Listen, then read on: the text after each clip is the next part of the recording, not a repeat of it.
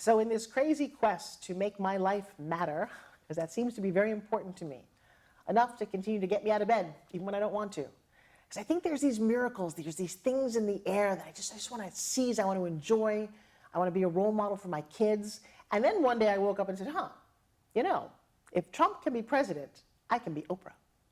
What does that mean? Well, I've had 2 national talk shows. I'm ready for my next one.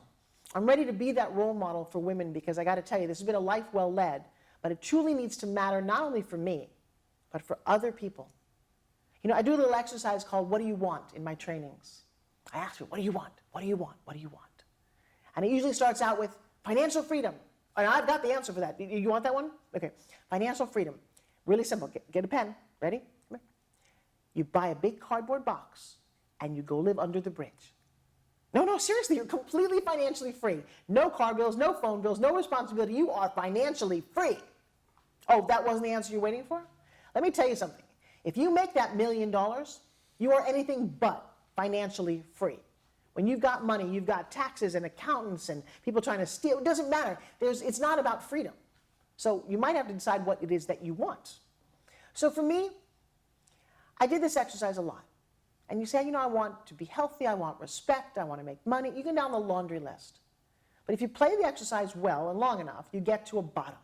I got to my bottom one day, and I knew it. Many years ago. What do I want? I want to be told every day that I inspire somebody.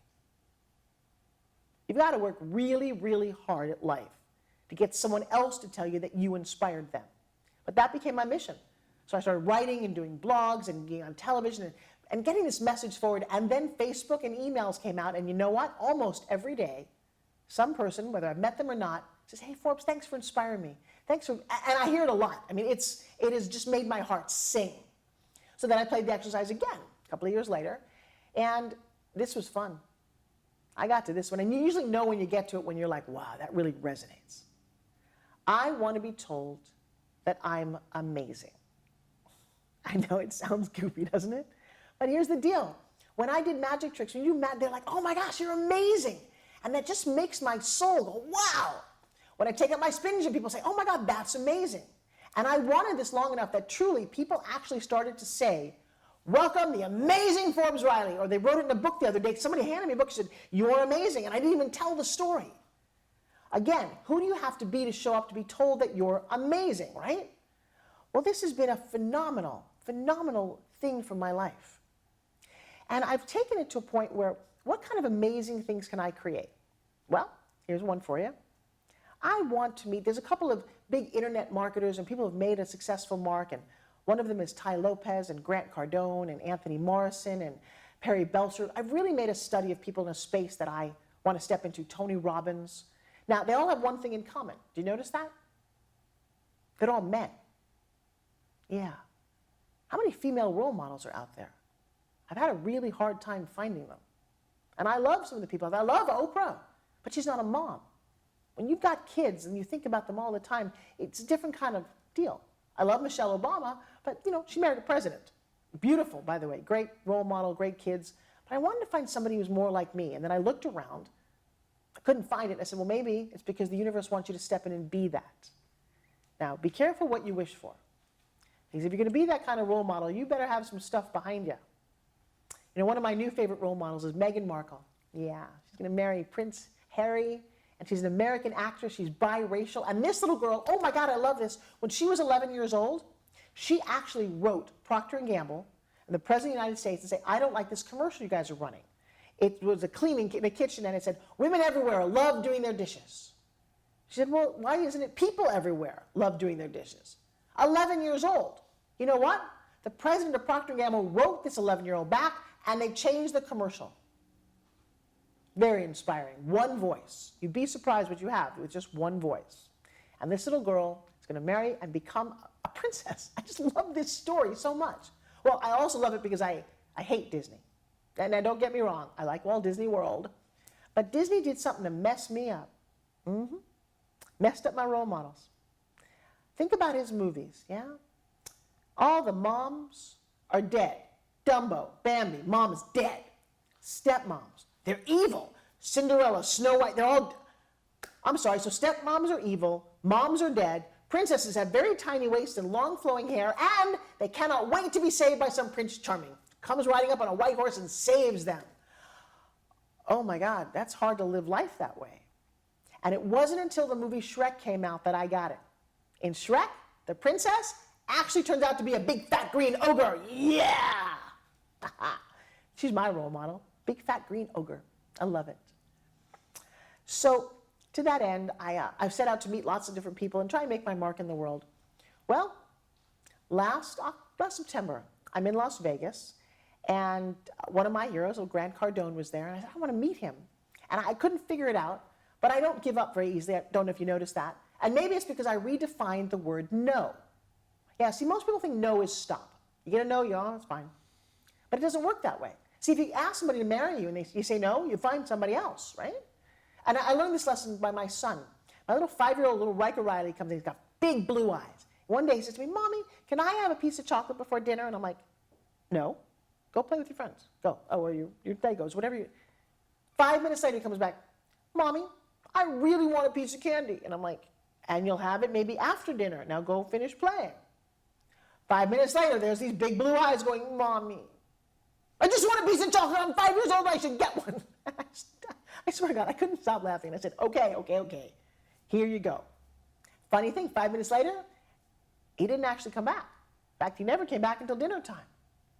So he didn't care that I kept saying no. He would know exactly what he wanted.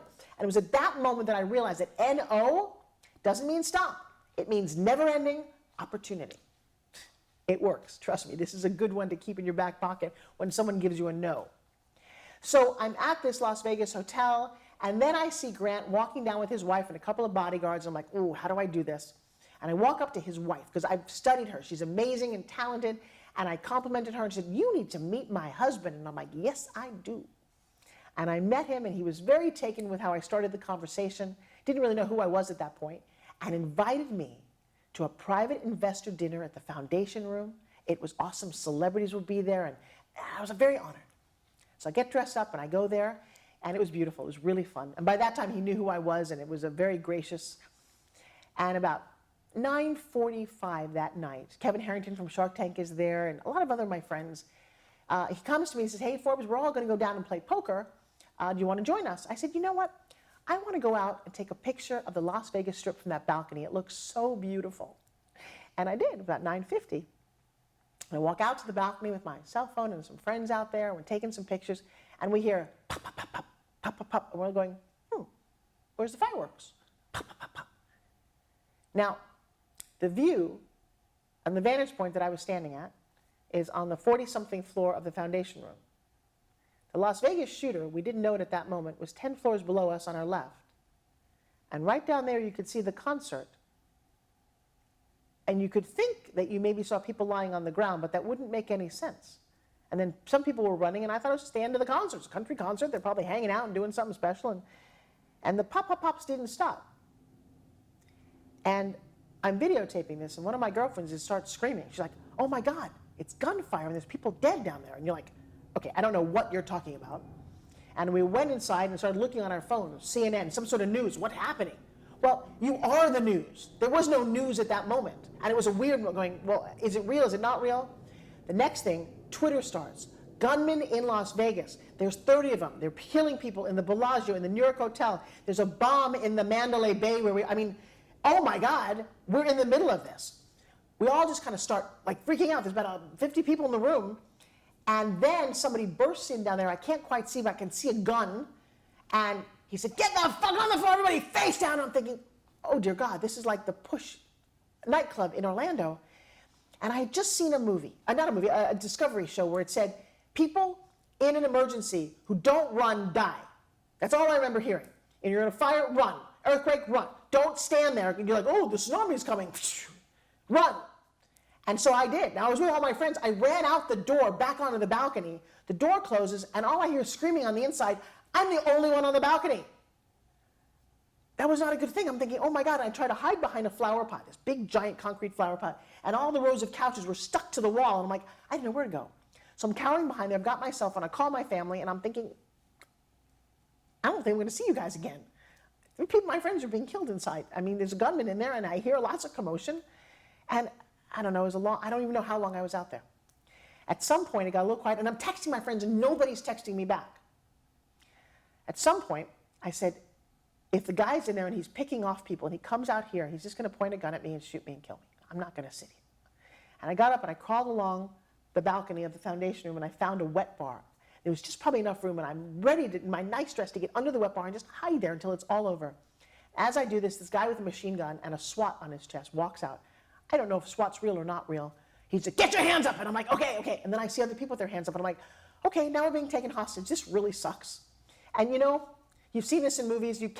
There's a part of your brain going, what's going on? And I see my friends, and I run towards them. They're sitting right by the window. Well, what was really going on? So there's only one balcony in all of the Mandalay Bay. And at that moment when this all started, the SWAT team thought the shooter had to be in that room. So they didn't come in going, hey guys, is there a shooter here? No, they came in guns blazing. And actually we knew we were safe at that moment because there was no shooter in there, but we were not allowed to leave that room. And the shooting had stopped, and Twitter went nuts. And now we hear that the gunman is in Mandalay Bay where we are. I mean, imagine I'm standing over this, and I'm like, your head just wants to explode. And pieces put together, then you hear, bam, the shooter's been killed. Now, I know you all heard it on the news, right? We were the news. We had the videotape of what was going on. And the weird thing was, I had my Facebook. I had my plug for my phone. And I went on Facebook because I didn't know if there was a bomb in Mandalay Bay. I didn't know if I'd ever see my family again. I didn't know anything. None of us knew. We knew we couldn't leave the room. Couldn't go to the bathroom. You were locked in a room, wearing nice clothes, and with now it was like 100 other people, and it was just freaky.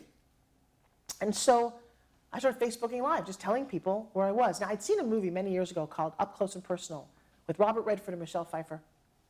And she was a wannabe reporter, and I loved the movie because it reminds me of a situation that I'd had where when I was doing ESPN, one of my producers used to talk and tell me how wonderful I was in my ear all the time. But at one moment in her career, she's locked in a battle in a prison. And he said to her, just report the news. Report what you see. You're the only one there, and it's your responsibility to tell people what's happening. Well, I got that in my head, and I started to tell people on Facebook what was going on. I mean, it was completely unreal. I had in my head that the rest of the world was going to wake up and find out what was going on here, but we were living it. And I did that, and I tried to remain calm, and I don't know. Now hours went by. Literally, it was hours. It happened at 10, and like midnight or 1, you're like, when do we go home? Well, it was very apparent we were not going home. The whole thing was completely surreal. And then news. England started calling me, and Japan started calling me, and Australia, because they were all of a sudden waking up and hearing what was happening. And I said, well, will you talk to us? I'm like, sure. I'm the one. I'm literally standing right here. The Mandalay Bay sign, shooter down there, concert over there, and there's no one else there but me watching all of this. And it kept me sane. It kept me calm. I had something to do. I had a reason for talking. Then you hear that 2 people have been killed. I remember this very clearly. I went to bed, and it was 2 people were killed, and you thought, oh, that's terrible, and there was a shooter there, and da-da-da. I woke up at some point, it was 20 people had been killed. And I finally fell asleep at 5 o'clock in the morning underneath a tablecloth because they didn't have any bedding or anything, and I was exhausted. And I woke up, and it was about 7 in the morning, and now 50 people have been killed. And there's all this news, and you're like, I'm in the news. I'm part of what's going on. And by then, a lot of news stations had called and wanted to talk, and you know, I told them what I'd seen. I was an eyewitness. And at 9:30 that morning, they said it was okay to leave. Wow. And one of the big security guards who had kept us in that room had said that his wife was a dealer down below, and he didn't know if she was safe or not all night long either. And he had a very spiritual speech that he gave, and it was just good enough to get us all dressed, walked down, got the elevator down. And you want to talk about freaky? There was nobody in the Mandalay Bay Hotel. Nobody gambling, nobody. And I walked out with my friend, and I walked downstairs, looked up, and there's the hole in the window where the shooter had done what he did. I didn't see the other one until we walked further. There's no taxis on the street. There's no Ubers. My hotel was 2.5 miles down the street. I took off my shoes, and we just started walking. And I have some video of this where I was just completely out of it. And it was the eeriest feeling I've ever had. It was like the apocalypse had hit the world. There was nobody there. There were some sirens. And as I'm walking past where they'd had the concert, you knew there were dead bodies on the other side of that. You just knew it. And there was no one else on the street. And we walked, and we walked, and we walked. We finally got to the MGM hotel. It's kind of funny. At some point, there were people around, not a lot, but they all had cowboy boots on. And I'd forgotten it was a country western concert, and I thought, I was barefoot. I thought, why does everybody in Vegas have cowboy boots on? Got to the lobby of the MGM. There was nobody there either. This was so bizarrely weird. I walked into the bathroom, and this woman was cleaning, and she looked at me, and she said, "You're supposed to be here. You've got something to do." I'm sorry. I'm sure I heard her say that. I don't know why, but I walked out going, okay. And then gave a lot more interviews and started to meet victims of the shooting who'd been down there. Now, here's what's crazy. I went home that night, and to me it was a bird's eye view. It was a video game. They weren't real. They weren't real to the shooter either. He just sprayed people. I thought, all right, I'm okay. Okay. Next morning, the news hits that, first of all, it was not a dream. And then people's pictures started to come up about how many people had been killed and injured. And I started to hear stories from people about how one guy rescued a girl and ended up climbing over a dead body. They were stories that you cannot believe that you were hearing. Little girls who'd watched this bullet just ripped through somebody and just destroyed their face. You're like, you saw that? So the saving grace for me is I didn't see all that. What I saw was hard enough. And then I did give lots of interviews and found myself with Piers Morgan on Good Morning Britain having a conversation about gun control. See, if you remember the beginning of my story, Dexter, who I love, was murdered by a gun. Hugo was my husband's best friend. He was in a pharmacy, just doing his job in a Long Beach hospital, 2 young kids. His coworker walks in, shoots him in the face, shoots the other coworker, and kills himself. My friend John Doliere, who ran a beautiful ranch and a farm in Africa, was on vacation with his kids and his family, and these marauders came in and shot up the whole place. And as they were leaving, they turned and shot my John Doliere in the back, right in front of his kids. I grew up with guns. My mom and dad were president of the gun club. Dad was called the Rifleman, and mom was Annie Oakley. I don't think guns kill people. I think people kill people. I do think, though, and I said this on CBS Morning News, that like your driver's license, you have to go back every 5 years to get a check. Make sure your eyes are okay. Make sure you're sane enough to drive. I think you need to go for a gun test when you first get it. But what happens 5 years later when you're nuts? I think we should check in with you, especially if you own a semi-automatic weapon, just to make sure. Now, I don't think in this country we're going to stop guns. It's pretty ingrained in our culture. You know, that Second Amendment, oh my God, yes. But a Second Amendment was written in a time when there were muskets, where it took a long time to put a big ball in a little tube and shoot one. Not semi-automatics that can mow down people. So I don't have the answer, but I will tell you that I think I've been chosen to witness things because it continues to give me a voice. Yeah. All of a sudden what I have to say matters. Am I happy about all this? No. The truth is, a month later, all the stress got to me and several other people that were in that room with me, and I ended up in the hospital because of stress and strain, and I wasn't eating and I wasn't sleeping, and I got to tell you, my heart goes out to our armed forces. Did you know that on average 22 soldiers, veterans, people who saw war, kill themselves right here in this country? You know why they do that? Because they've got memories of things that haunt them in their head. They've seen people die. And in this society, it's not polite to kill somebody. But over there, you get to do all kinds of things that you would never do here. And people can't relate. You know, I had so many people go, wow, we watched what you went through. And you can't relate. I don't know if PTSD is real, but I'll tell you, I close my eyes sometimes and I see things that I don't want to see. The video lives on my iPhone. I'm supposed to take it off, but I'm not going to. The other day, so that was October, November, December, January, I'm in Orlando, sitting in the backyard of a friend's house, and the fireworks go off from the expo that happened every night at like 9. And I burst out hysterically crying. I got shingles the other day. That was very painful. It comes from stress. So I need to turn that around. I need to turn my Flight United 93 ticket around. I need to turn around the death of Dexter and Billy Mays and Jack LaLanne and Hugo and John Doliere and people that, and my friend Francis, who helped me build SpinGYM, helped me write my SpinGYM book.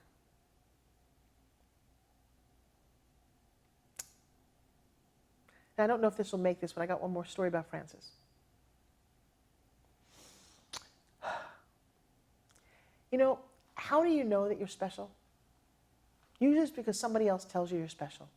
You fall in love, and then you realize that you're special enough to be loved by another human being. Not everybody gets that, by the way. So I'm in Florida, and I meet this wonderful woman named Frances.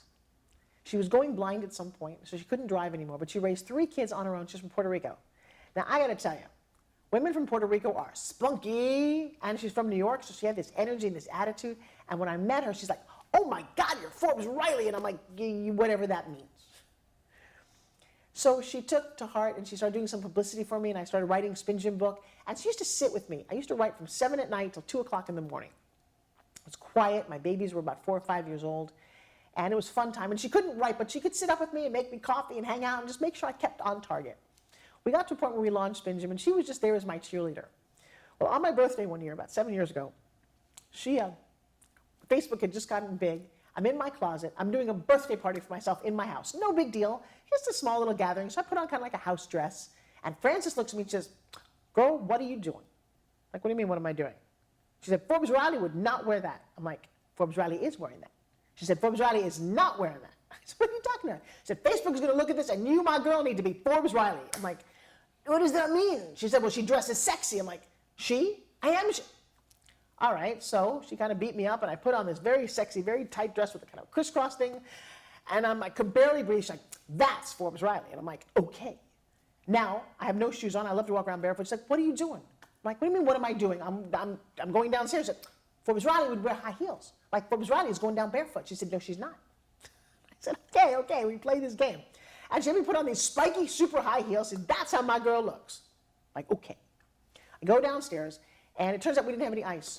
And the people making dinner for us said, you know what, girls, we don't have anybody here. You need to go get ice.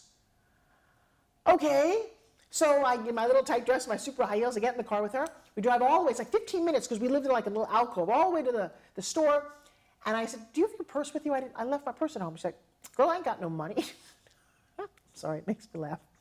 I said, okay, what am I supposed to do? She's like, go get some. Go get some. What does that mean? Like work the parking lot at Publix dressed like a hooker? She said, whatever it takes. I'm like, okay.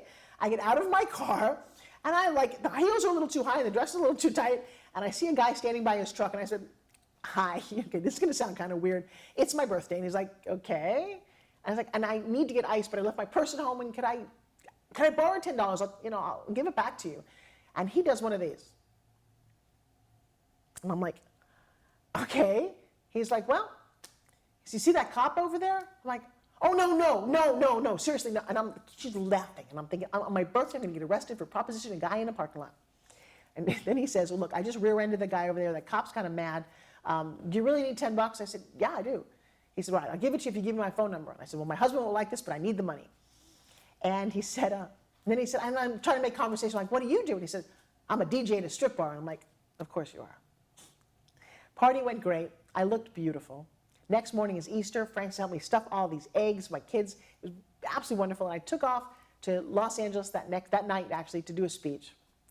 And Saturday morning, I woke up 6 a.m. My husband calls me. He says, hey, Frances died yesterday. I'm like, what? He said, yeah, she was at her son's house for Mother's Day, and she had an allergic reaction to the dog there. Her throat closed up. She was asthmatic.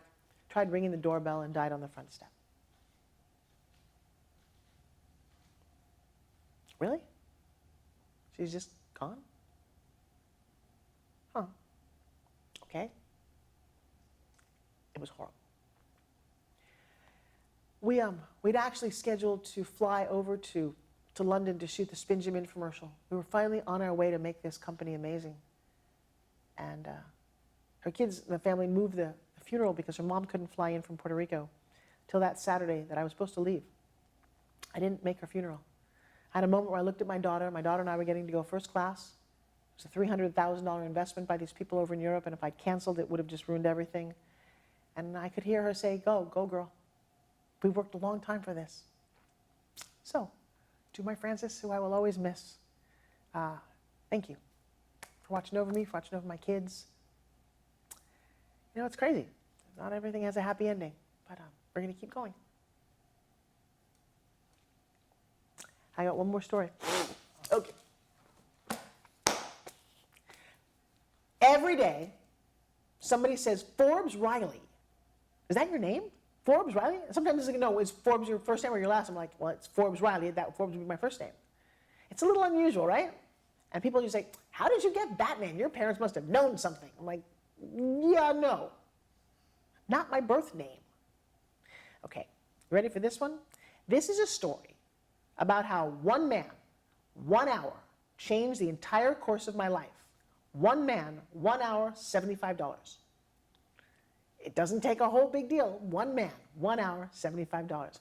So the story goes, I'd been doing my ski tour and I broke my knee. Oh my God, it was the rehab for that was horrible. I had surgery. It took about a year for me to get my knee back. And during that time, I really couldn't work as an actress. I was just cranky all the time and I just didn't know what to do with myself. In fact, I even got my massage therapy license during that because I thought I didn't know what to do. So one day, one of my friends says, girl, you're just losing it. You need a makeover. I'm like, okay. So I got the guy's name. His name was Hank Bearings, $75 for the hour. And I'm like, I don't really have any money at all. She said, it'll be worth it. He's amazing. Okay. So I sent him some pictures and videotape. That's what he requested. And then I drive up to Laurel Canyon. And you have to remember this. You know that Keebler Elf box? It's like Keebler Elves are like in a little thing with a little door. Well, Laurel Canyon is very, very hippie. So I drive up there and I'm wearing a white t-shirt and white shorts and no makeup. I'm still got a thing on my knee. I'm kind of cranky. And I get there and I open the door. Now the door, by the way, is down here. And out comes Hank Bearings. Little, short, black man. Just didn't think anything. With wiry gray hair. And he looks up and he's like, you should never leave the house without makeup. You're not Julia Roberts. I get that you're a star. You're more like Sharon Stone, but that doesn't work. And I'm like, huh. Okay. I go into his little Keebler house, sits me down, and he just pulls me apart. His first thing is, and I get out a pen. He's like, you need to redo your makeup. Your eyes are too dark and your lips are too red. Okay. You need to go see so-and-so to get your makeup done. Your clothes are not right. You need to get someone to do it. I'm like, okay. You don't know what your colors are. You need to see this. I'm like, I paid you money and you're giving me names of other people. I write everything down. Oh, your hair is too, you need to get your hair cut and colored. I'm like, okay. I'm like shell-shocked. And then he says, and I don't like your name, Francine Forbes. I'm like, dude, I don't like anything about you. I don't know if I said that, but I was sure feeling it. And then he says, well, what was your dog's name? What street did you grow up on? I'm like, Snoopy Arrow. That's not even a good porn name. He said, well, tell me something else. Who's your boyfriend? I said, Tom Riley. I'm living with him. He said, that's it. Forbes Riley. Now leave. Okay. I'm on the other side of the door going, what just happened? I go home to my then boyfriend, who is a 6'6" former Notre Dame football player, 26 years old. I'm like, oh my God, I just wasted my money. This was so stupid. Let me tell you what this guy said to me. He said, my makeup, okay? My eyes are too dark and my lips are too red. And Tom says, yeah, they kind of are. I think I've told you that. Like, okay. He said, I need to get my hair cut and colored. He's like, well, it is kind of dark and maybe get a different hairstyle. I'm like, okay. He said, I shouldn't wear what I've been wearing. He said, you know, I've been telling you, you got a cute little body. Why do you keep covering it up in these baggy clothes? I'm like, okay. All right, dude. Here's a news flash. He thinks my name should be your name. We're not even married. He thinks my name should be Forbes Riley, which to me sounded like a law firm. And Tom turned to me and he said, that's who you are. Did you guys have like a collusion conversation when I wasn't watching? What? You're kidding me, right? It's not even a name. I took a moment. I said, well, you know what? Why don't I do everything on the list? It's too silly as it sounds. Well, I got my colors done to find out that I'm in autumn and that brown and olive green look good on me, even though I like black. I found out why a white shirt doesn't work on me, but ivory does because I've got yellow in my skin. I got my hair cut and highlighted. I got my nails done. I found out what color jewelry looks good on me. And I made up a headshot with this ridiculous name that said Forbes Riley on it, okay? It didn't make sense to me, but okay, maybe I don't know. So I did all these things, and I go to a casting director class. Now, this is where you pay a casting director to give you information, you audition, you do a scene, and if they really like you, they'll bring you in. Okay. Her name was Shannon Monahan. And I'm sitting there, and I get this, I'm sitting there in an olive green, asymmetrical outfit with a big black belt, high heels, makeup is done, the hair is cut and colored, and a headshot with the name Forbes Riley on it. I don't know what I've just done. I just leap and the net will appear. So I'm sitting there. And this is where the universe to me has such a sense of humor. Somebody in the back row stands up and says, hey, Shannon, what should you wear on an audition? And she looks at me in the front row and she said, what's your name? I'm like, I said, I'm sorry. I'm like, Forbes Riley? She said, oh, that's a cool name, stand up. And I did. She said, see how she's dressed? Really, it just kind of works. It's sassy, it's fun, it's not too sexy. That's a great outfit for a girl. I'm like, okay. Then I did a scene from Body Heat. Now, you may not know the movie, but Kathleen Turner in that movie is drop dead sexy. And I'll tell you, I felt drop dead sexy, and I nailed it. Shannon looks at me, and she calls me the next day, and I get a role in a TV series as Forbes Riley. Now, here's the crazy thing. The director on that series all day long kept going, that's not your real name, Forbes Riley. I'm like, yes, it is. It's my name. And he kept saying it. Where's Forbes Riley? I'm like, I'm right here. And he said it all day long. And I thought, what's wrong with him? Why is this such a big deal? Well, thank you, Hank Behrings, and your 1 hour and your $75 investment. Every single day of my life, 26 years now, somebody says to me, oh my God, that's a great name, Forbes Riley. Wow, your parents are pretty smart. Well, they were. So am I. And Forbes Riley has become bigger than Francine ever dreamed she could be. And it's been amazing and quite an honor. Because here's the lesson for you. If there's something that you don't like about you, change it. Yeah. See, the thing about names, it's pretty funny. Do you think Esther Birnbaum would be as successful as Angelina Jolie? In fact, Angelina Jolie, that's not even her name. Her name is legally Angelina Voight. Go back in time in old Hollywood. Tony Curtis had a different name. Archibald Leach became Cary Grant. Norma Jean Baker became Marilyn Monroe. So if you don't like something about you, if it doesn't work, you have the freedom and you have my permission to change it. Change my nose, change my hairstyle, change my attitude. And I'll tell you what, so changing my name turns out to be one of the single greatest things I've ever done. So Hank Behrings, I honor you and I thank you.